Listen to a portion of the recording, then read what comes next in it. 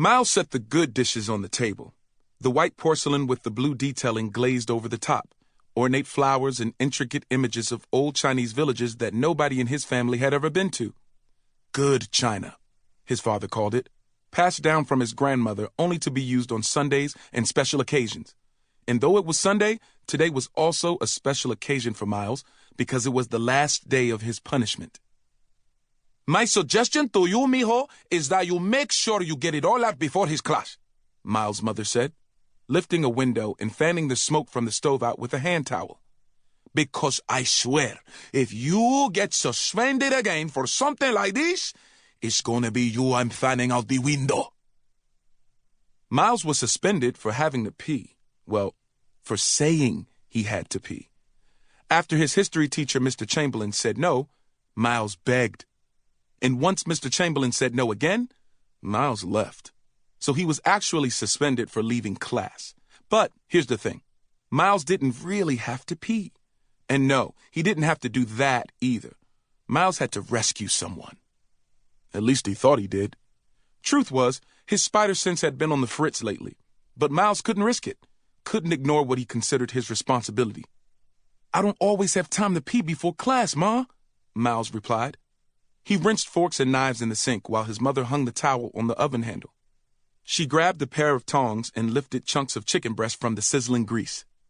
Yeah, you used to say that every night, and guess what? You wet the bed more than anybody I've ever seen. The boy could have set a record. Miles's father chimed in from the couch. He was flipping through Friday's Daily Bugle. He only got the Friday edition. His theory was that if he were to actually read it each day, he'd never leave the house. Creatures everywhere were threatening civilization, and those were just the articles about reality TV. Miles, I swear you were the most bed-wettingest kid in Brooklyn. Matter of fact, back then I used to get this trash paper every morning just so we could line the top of your mattress with it in the evening. Mr. Davis closed the paper, folded it in half. He shook his head.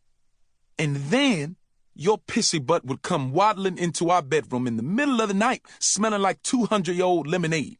Talking about, I had an accident. An accident? I'm gonna tell you right now, son, be thankful for your mother, because if it were up to me, you would have been lying in the wet spot until it was a dry spot. Be quiet, Jiff, Miles's mother said, positioning the chicken on a serving plate. Am I lying, Rio? You were always saving him. Because he's my baby, she said, laying a paper towel on the first layer of meat to sop the grease from the glistening skin. But you're not a baby no more, so figure out what you need to do to keep your butt in that seat. Miles had already made up his mind that that wouldn't be a problem. He was going to stay in his seat in Mr. Chamberlain's class and ignore his beehive brain whenever the bees up there got to buzzing. His spidey sense had always been his alarm. The thing that let him know when there was danger close, or when someone needed help. But since the beginning of this school year, his junior year at Brooklyn Visions Academy, his spidey sense seemed to be broken. Almost like his powers were wearing off. He'd been dashing out of Chamberlain's class over and over again for fake bathroom breaks, bolting down the hallway and out the door, a gust of wind, only to find nothing. No monster. No mutant, no madman, just Brooklyn being Brooklyn, left with a new, awkward excuse about what took him so long in the bathroom.